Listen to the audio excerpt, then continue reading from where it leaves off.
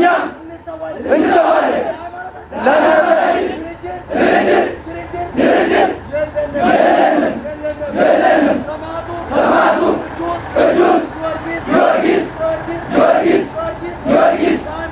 አርሲ ላይ ሞትኩ ፍትህ ለአርሲ ምን አገባ ገና ትሞታል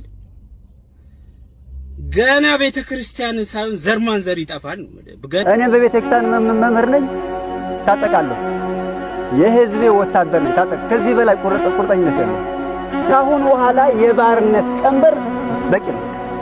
ሰላም ጤና ይስጥልኝ እንዴት አላችሁ እግዚአብሔር የተመሰገነ ይሁን። በባህር ዳር በዩኒቨርሲቲ ውስጥ እንግዲህ በርካታ ተማሪዎች ዛሬ ለአርሲ ወገኖቻችን ድምጽ ሆኗል። በጣም ደስ የሚል እንግዲህ ወደ ተግባር የተገባበት ነው።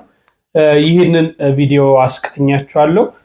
እንግዲህ በዚህ ፈተና በሚደርስ ሰዓት ጸሎት ማድረግ አንድ ወንድም የሚያነሳው ሐሳብ አለ። ያን ማስቀኛችሁ ይሆናል። ለብፁዓን አበው ሊቃነ ጳጳሳትም የተላከ መልእክት አለ። ከሁሉ በፊት ደግሞ ዛሬ እንግዲህ በአዲስ አበባ ስቴዲየም አሁን በዚህ ሰዓት በርካታ ሰዎች ተገኝተው እንግዲህ አርሰናልን ድል እያከበሩ ይገኛል። እዚህ ላይ ኮንሰርት ያው የደስታ በዓል ስለሆነ በዚህ የደስታ በዓል ላይ አንዳንድ ኦርቶዶክሳውያን ቀርተዋልና ከነሱ ውስጥ እንጀምር። ሰላም ጤና ይስጥልኝ እንዴት ናችሁ? ይህንን መልእክቴን እንግዲህ ለሁሉም እንድታደርሱልኝ እፈልጋለሁ። በዛሬው ኮንሰርት ላይ አልገኝም። ሁለት ነገሮች ናቸው እንግዲህ እንድንገኝ ፈልጌ የነበረው የመጀመሪያው ላይ እስካሁን ስንሰራበት የነበረው ያው ጀነሬት ከሚደረገው ኢንካም ላይ ለወገኖቻችን እንደርሳለን የሚለው ሐሳብ እንትን አድርጎ ነበር። ኦኬ በሙያችን ማገዝ የምንችል ከሆነ አይ ቲንክ ይሄ ጥሩ እንትን አለው ብዬ አስቤ ነበረ። ግን ደግሞ አይ ግዴን ለማዘን ላይ ነን ይሄኛው ይለፍና ከዛ በኋላ ያለውን ብናደርግ ይሻላል የሚለው ደግሞ አመዝኖብኛል። ሶኔም እንዳንድ ኢትዮጵያዊ ያው ኢትዮጵያዊ ሀዘን ይገባኛል አንደርስታንድ በዛ ውስጥ ነው ያደኩትኝና ግዴን ለሚሄኛው ይለፍ ሳሚ ማን የሚል መልእክቱ ብዙ ስለደረሰኝ ኦኬ እኔ ያንን እቀበላለሁ። ከህዝብ ድምጽ መሆኑ ውጪ መሆኑ በራሱ ስሜት አይሰጥምና እኔ እቀበላለሁ ያንንና የዛሬ ኮንሰርት ላይ አልገኝም።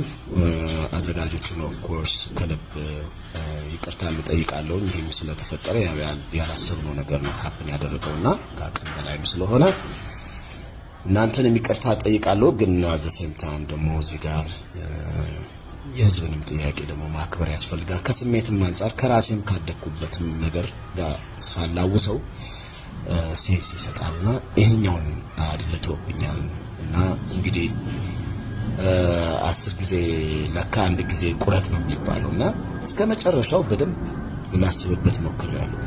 እኛ ኮምፈርት ዞን ላይ ሆነን ነው አሁን እንደዚህ ኮንሰርት ይቅር እንትን ምንለው። እዛ ጋር ግን ደግሞ የተጎዱ ወገኖች አሉና ሙሉ ሐሳብ ትኩረቱ ወደዛ እንዲሆንና መፍትሄ እንዲመጣ ሀገራችንም ወደ ሰላም ወደ ፍቅር ወደ አንድነት የምትመለስበትን ነገር ደግሞ እዛ ላይ ኮንትሪቢዩት የምናደርግበት ነገር ላይ ፎከስ እንድናደርግ ነው የኔ ምኞትና እንግዲህ በዛ ነው የሚይዘው። ዋላ በእውነት ደስ ይላል። እኛ አሁን ይሄንን ለምን ኮንሰርት አያስፈልግም ጭፈራ አያስፈልግም የተለያዩ ነገሮችን ማንሳት ሳይሆን አሁን በጋራ እንዘን ኮንሰርቱ መዘጋጀት ይችላል። ይህ ኮንሰርት እዚህ ቦታ ላይ ለምሳሌ የእስልምና እምነት ተከታይ የፕሮቴስታንት የሌሎች ቤተ እምነቶች ይኖራሉ። የሁሉን ያማከለ ነው። ለምንድነው ይቅር የምትሉት የሚሉ አካላቶች ይኖራሉ። እኛ ባይዘው ይያልን ያለነው ኦርቶዶክሳዊ የሆንክ በዚህ ሰዓት ወገን እየተገደለ ነው፣ በዚህ ሰዓት ወገን እየሞተ ነው። ስለዚህ አብረን ለወገኖቻችን አንድ እንሁን ይያልን ነው እንጂ ተሰረዘም አልተሰረዘም ምንም እንትን የሚለው ነገር የለም። ነገር ግን ኦርቶዶክሳውያን በጋራ ድምጽ ስንሆን በጋራ ስንሆን አለካ ይሄም አለ ፕሮቴስታንትስ ቢሄድ የእስልምና እምነት አካል እዛ ቦታ ቢሄድ ወገኑ አይደል እየሞተ ያለ? ጎረቤት ለቅሶ ሆኖ ጎረቤት ሰው ሞቶ እናንተ ቤት ደስታ ፌሽታ ታረጋላችሁ? ይሄ ቀድሞ ከ3 ወር በፊት የተያዘ ነው የሚሉ የተለያዩ ነገሮች ይነሳሉ። ነገር ግን የህዝቡን ድምጽ ሰምተው የአርሲ ወገኖቻችን ህመም ሞት ስቃይ የኛም ሞት የኛም ስቃይ ነው ብለው ይሄንን የተው አካላቶችን እናመሰግናለን። በጣም በሚያሳዝን ሁኔታ ደግሞ እንዲህ አይነት ሰዎችም አሉ። አርሲ ላይ ሞትኩ ፍትህ ለአርሲ ምን አገባ ገና ትሞታለህ ገና ቤተክርስቲያን ሳይሆን ዘርማን ዘር ይጠፋል። ገና በጅምላ ትወልቅ ታልቃለህ። ምን አባ ትላንት ለአርሴናል ተሰብስበ ስትጨፍር አልነበር እንዴ? ተሽሞንሙነ ምን ነው ዴላን ፔጅ መጣ ብለ ለባብሰ ተጣጥበ ምናን ወጥተ ስትደግፉ አልነበር እንዴ? ጃኒ ትዳር ፈታች ብለ ፌንት አልነቀልክም? ስታወራ አልነበር እንዴ? ትላንት ምን ስትሰራ ነበርና ነው? አሁን ነው መሞት ትዝ ያለ? ገና ትሞታለህ ነው ገና። ይሄ ገና ፓርት 1 ገና ታልቃለህ ነው። ስለዚህ አርሲ ላይ ለሞታችሁ ሰይ ሞታችሁ ገና ወንድሜ ፈጣሪ ቅር ይበልክ። በጣም ነው የሚያሳዝነው ከአንድ ወጣት ከአንድ ኢትዮጵያዊ እንደዚህ አይነት ንግግርን በዚህ ሰዓት መስማት በጣም ነው የሚያሳዝነው። ባይዜ መሃል ከተማ ላይ ቁጭ ብሎ ነው ይሄንን ንግግር ሲናገር የነበረው። ኢትዮጵያ ውስጥ መሆኑ በጀክ እንጂ አንተ ሌላው ሀገር የሰለጠነ ሀገር ብትሆን ኖሮ ይሄ ንግግርክ ቢያንስ ከ7 ዓመት እስከ 10 ዓመት ያሳሰረ ነበር። በጣም ነው የሚገርመው። እንግዲህ ሰው እንደዚህ ሲታረድ መላው ኢትዮጵያዊ አዝኖ ባለበት ሰዓት አንድ ወጣት አንድ ጤነኛ የሆነ ወጣት መኪና ውስጥ ቁጭ ብሎ ገና ትሞታላችሁ እንኳን ሞታችሁ ብሎ ሲሳለቅ ማየት ከዚህ በላይ መገደል የለም። አንተ ከገዳዮቹ በምንም አትተናነስም። እንደውም ፓርቲቱ ይቀጥላል ነው ያለው። እና በጣም ነው የሚያሳዝነው። ባይዞ ጃኒ አዶኒ ዴላን ምናምን ላልከው ማለት ነው ከዚህ ጋር ምንም የሚያገናኘው ነገር የለም። አርሲ ላይ ሰው መገደል የተጀመረው ዛሬ አይደለም ወንድሜ። እኔና አንተ ከመወለዳችን በፊት ነው የሰው ህይወት ሲጠፋ የነበረው፣ ቤተክርስቲያን ሲቃጠል የነበረው። ያሳዝናል። እንግዲህ ይውላችሁ በእውነት ለአርሲ ወገኖቻችን እንግዲህ እግዚአብሔር አምላክ ከእንዲህ አይነት መከራ ይሰውራችሁ ብላችሁ ስትጸልዩ ለእንደዚህ አይነት ሰዎችም ጸልዩላችሁ። እንግዲህ ምናቸው የማይታወቅ ምናቸው እንደሚያማቸውም እግዚአብሔር ያውቁ። በጣም ነው እኮ የሚገርመው። አሁን እንኳን ሞታችሁ እንኳን እንዲሆናችሁ አውሬ እንኳን አይደለም ሰው ሆኖ ባሪያ እግዚአብሔር የተፈጠረ የእሱ አምሳያ የሆነ ሰው እየሞተ እየተጎዳ እየተገደለ ይቅርና አውሬ እንኳን ይራራል እሺ ስትለምኑት። ስለዚህ እግዚአብሔር ልቦና ይስጣቸው እያላችሁ ለእንደዚህ አይነት ሰዎችም መጸለያችሁን አትርሱ። ለጳጳሳቱ የደረሰውን መልእክት ላስቃኛችሁ። የባህር ዳሩን ሰልፍ እንመለከታለን። ይህን መልእክቴን ለሲኖዶስ አባላት በሙሉ አድርሱልኝ። ምክንያቱም እንደሚመለከቱ ታውቃለሁ። ይኸውላችሁ አባቶቻችን፣ አሁን ዛሬ ክርስቲያኖች ሲታረዱ ዝም ብላችሁ ተመልክታችሁ ነገ ከነገ ወዲያ መግለጫ አውጥታችሁ ከዛም በኋላ ደግሞ ዝም ብላችሁ እንዳልሰማ አልፋችሁ ስትሄዱ ከህዝቡ ጋር እየተቆራረጣችሁ ከልጆቻችሁ ጋር በዚህ ዝምታችሁ እየተራራቃችሁ እንደሆነ ማስተዋል መቻል አለባችሁ። ነገ እኛንና እናንተን አራርቀው ዳር ለዳር አቁመው ከዛም በኋላ እናንተን አንድ ባንድ መረሸን ሲጀምሩ የሚደርስላችሁ ምዕመን ያለ እንዳይመስላችሁ። ለራሳችሁም ደህንነት ስትሉ ለምዕመናኑም ደህንነት ስትሉ አሁን የሚገባውን መፍትሄ ብታደርጉ መልካም ነው። ዛሬ እንዲህ ዝምታን አብዝታችሁ አሁን አብሯችሁ ያለ ኃይል ዝም በሉ ብሎ ዝም የሚያስብላችሁ ያ ኃይል ነገ ወደ እናንተ ሲመጣ ለእናንተ የሚደርስላችሁ አንድም ምዕመን አይኖርም። ነገ ጳጳስ ተገደለ፣ ነገ ቄስ ተገደለ የሚል ዜና ቢወጣ እንኳን ምዕመናኑ የእጆቻቸውን አገኙ ከሚል ንግግር በስተቀር የሚደርሱላችሁ እንዳይመስሏችሁ። ዛሬ ከኛ ጋር አቋራርጠዋችሁ ነገ ከነገ ወዲያ እናንተን አንድ ባንድ እየለቀሙ ሲገሏችሁ ማንም ይደርስላችሁ አይኖርም። ምክንያቱም ዛሬ ምዕመኑ በአደባባይ እንዲህ የሞተ በግፍ እየተገደለ ቤተክርስቲያን እየተቃጠለ ዝም አላችሁ ማለት ምዕመኑ አባት የለንም ብሎ ይደመድማል። ከዚህም በኋላ አሁን አብሯችሁ ያሉ ወዳጆቻችሁ ይሄንን ርቀት ተጠቅመው ነገ ወደ እናንተ ዞሮ ሰይፍ ሲያነሱባችሁ የሚደርስላችሁ አንድም ሰው አታገኙ። የምትደበቁበት ጉያ ለራሱ ታጣላችሁ።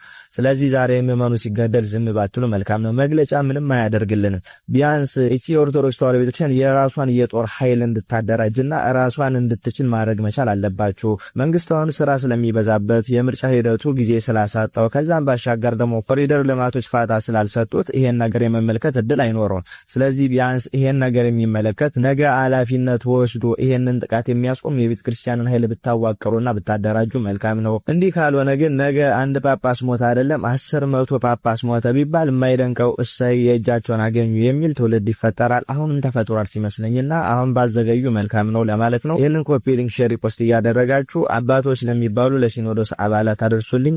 በነገራችን ላይ የዘመኑ ታሪክ ጨካኝ ነው። አስምሩበት። ጨካኝ የሚለውን ወርድ የተጠቀምኩት ማስተባበል አይቻልም። በዚህ ዘመን የቀደመው የቤተ ክርስቲያን ስደትና መከራ በመጽሐፍ ተጽፎ አግኝተነዋል። ልጆቻቸው አንብበነዋል። የአባቶቻችንን መከራ ስደታቸውን ያ ታሪክ በመጽሐፍ ተጽፏል። ያን ታሪክ የፈጸሙ አጥፊዎች ልጆች ግን በመጽሐፍ ነው የተጻፈው፣ ታሪኩን አላየህም ብለው እንዲከራከሩ እድል ይሰጣል መጽሐፍ ስለሆነ። የአሁኑ ልዩ የሚያደርገው ማስተባበል አይቻልም፣ ጨካኝ ነው። በኦዲዮ ቪዲዮ የተቀመጠ ነው።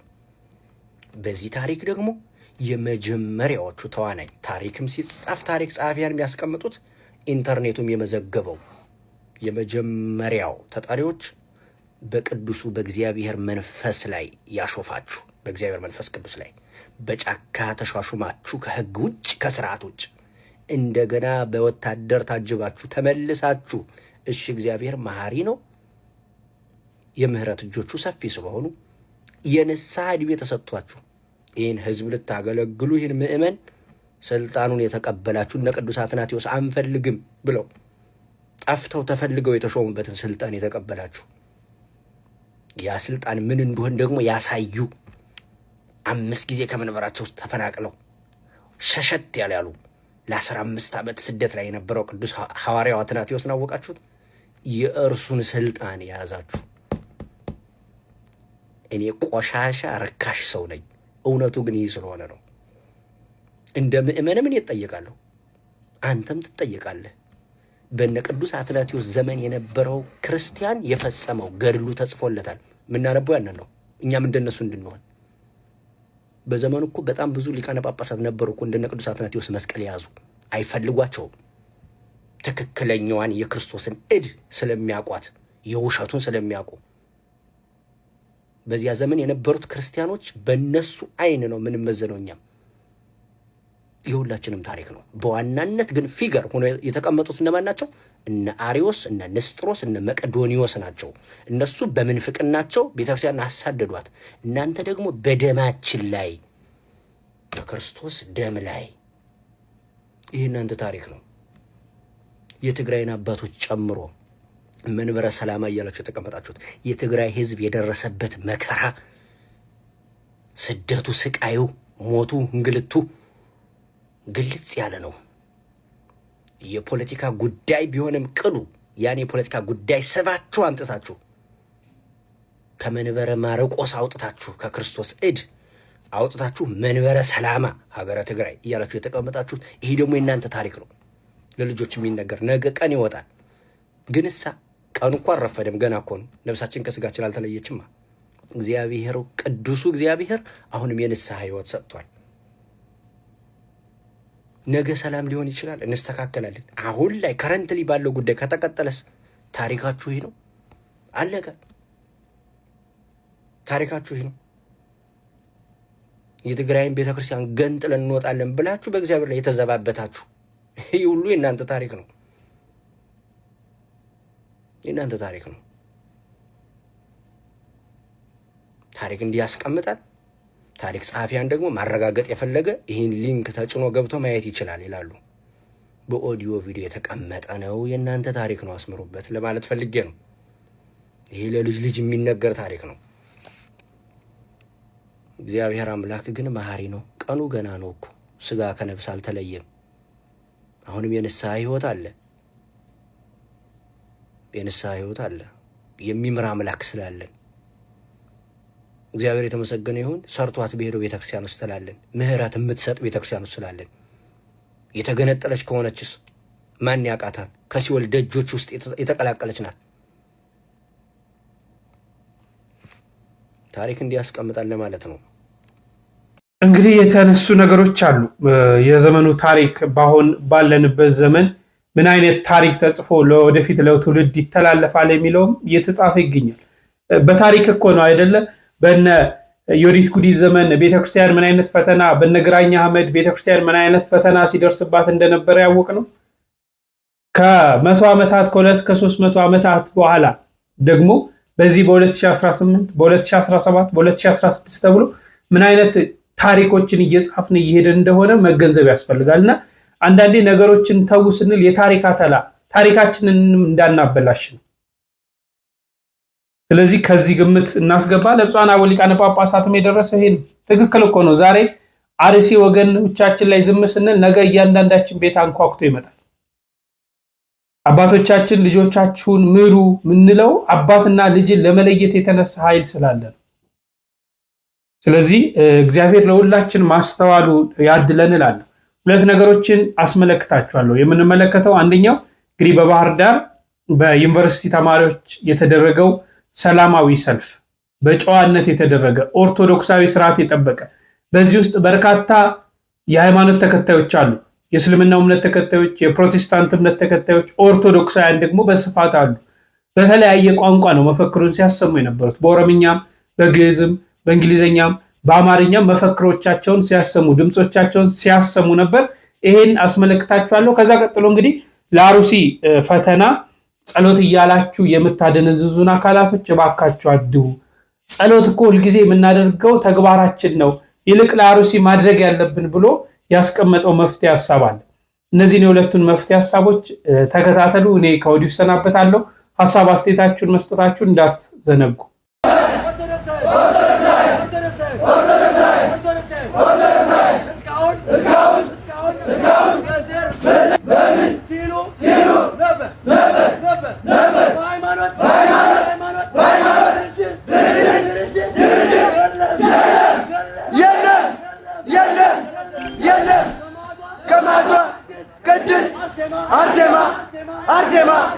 አርሴማ አንገቷን እየተሰዋችው እኛ እንሰዋለን ለሃይማኖታችን።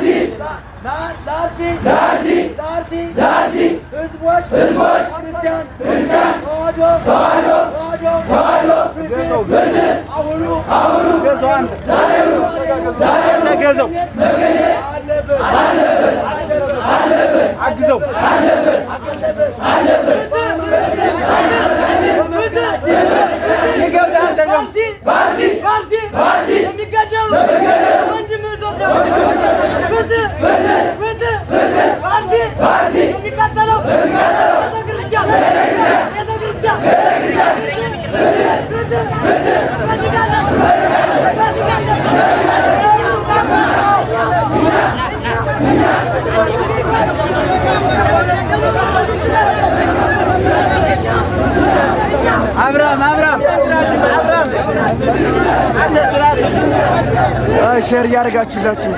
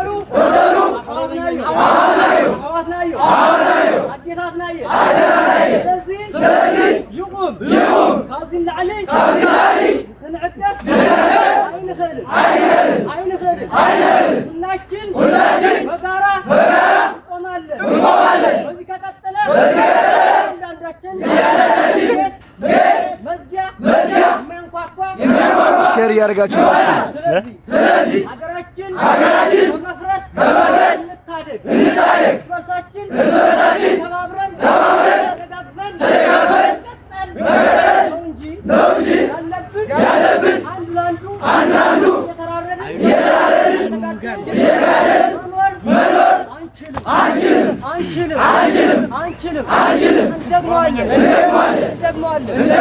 አርሲ ይቃጠል ቤተክርስቲያን አይኖርም። ትኩረት ወደ አርሲ በቋንቋ ሃይማኖት አስተሳሰብ የተለያየን አንዱ ላንዱ ጠላት እየሆንን ከቀጠልን ሀገር ነገ አናገኛትም። ስለዚህ ሃይማኖት ቤተክርስቲያን ትኩረት ያደረገ ጥቃት መቆም አለበት። ይቁም ትኩረት ለአርሲ። እናመሰግናለን።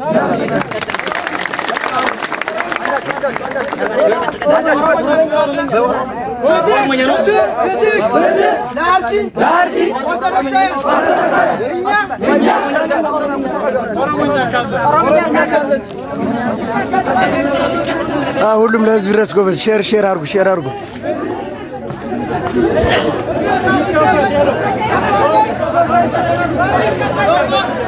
ለአርሲ ወገኖቻችን ሼር እያደረጋችሁላችሁ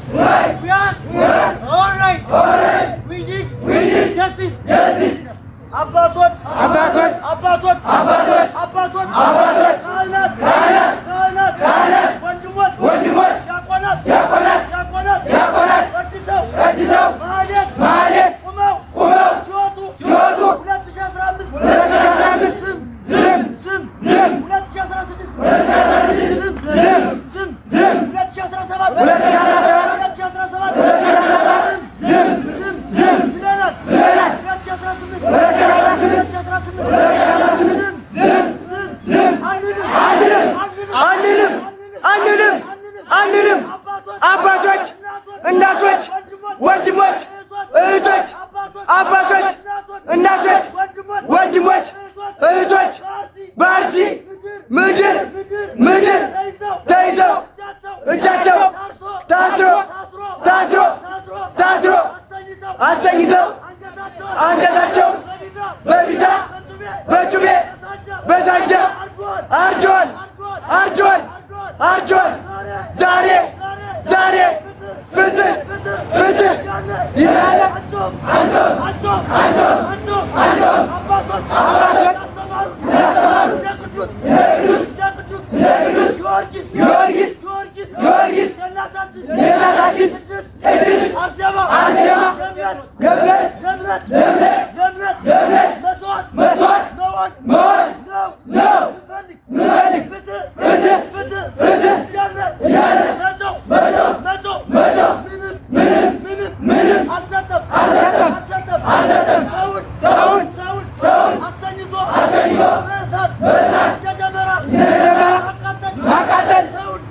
ሁላችሁም ሼር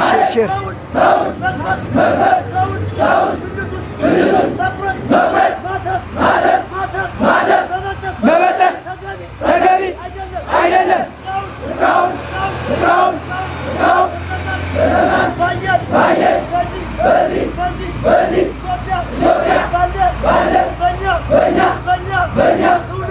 ለአርሲዎች ድምፅን ሼር ሁላችሁም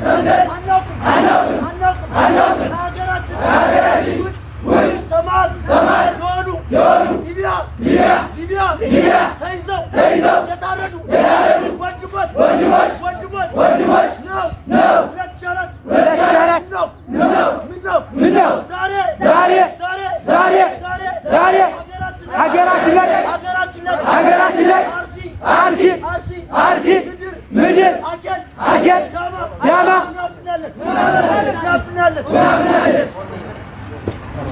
ይሄ ደግሞ ያው በኦሮሞኛ ነው። ኦሮሞኛ ነው። ተቀበሉ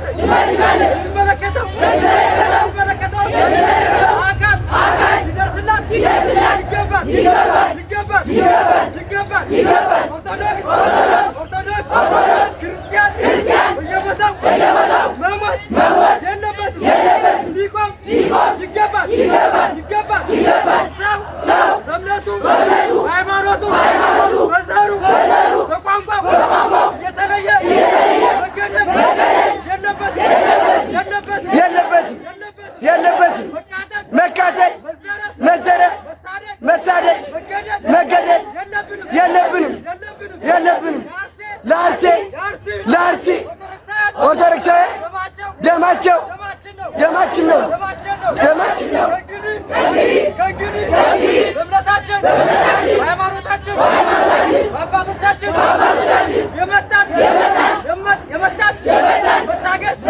ሼር አድርጉ።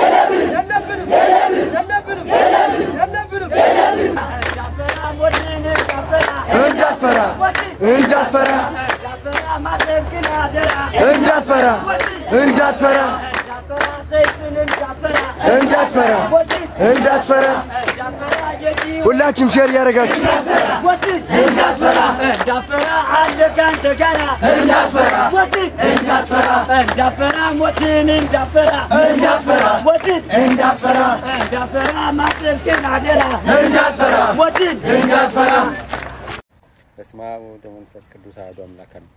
አሁን በአሩሲ ላለው ግድያና ጭፍጨፋ ጸሎት ብናደርግ እያላችሁ ለምትሉ ሰዎች ትንሽ መልእክት ለማስተላለፍ የአንድ ክርስቲያን ጸሎት ህይወቱ ጸሎት አደጋ ሲመጣ ብቻ የምንጸልየው አይደለም። ቤተክርስቲያን ጸሎት የምታደርገው ቅዳሴ የምታደርገው አደጋ ሲመጣባት መከራ ሲመጣባት ብቻ አይደለም። ስለ ሁሉም ነገር በየጊዜው ትጸልያለች። ጸሎት በፈተና ሰዓት ጸሎት አይጸልይም እያልኩ አይደለም።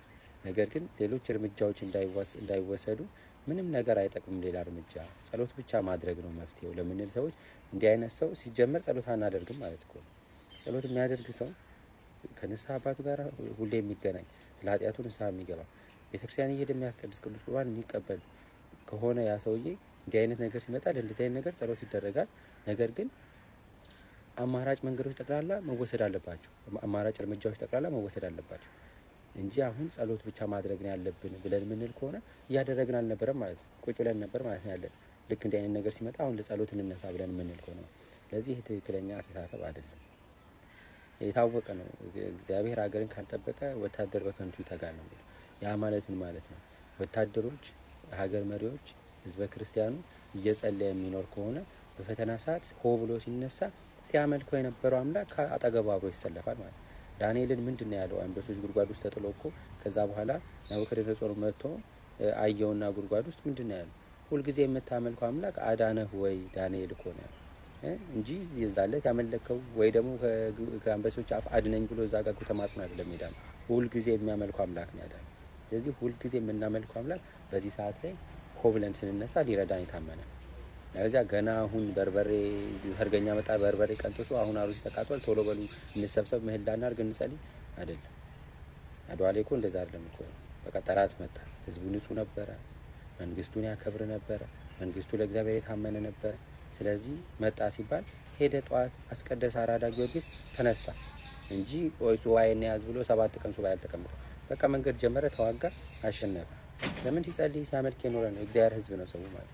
ስለዚህ እኛ ከዛ ነፃ ስለሆነ ከጸሎት ነፃ ስለሆነ በወሬ ብቻ የተከበብን ስለሆነ ጉልበታችን ደቂቃ ሰግዶ አያውቅም። ስለዚህ ጠላት ሲመጣ ጉልበት ና ሲባል ከየት ይመጣል? አይመጣም። ስለዚህ ስትሰግድበት ስታመልክበት የኖርከው ማንነትህ ጠላት ሲመጣ መሳሪያ ማንሳት አይጠበቅብህ።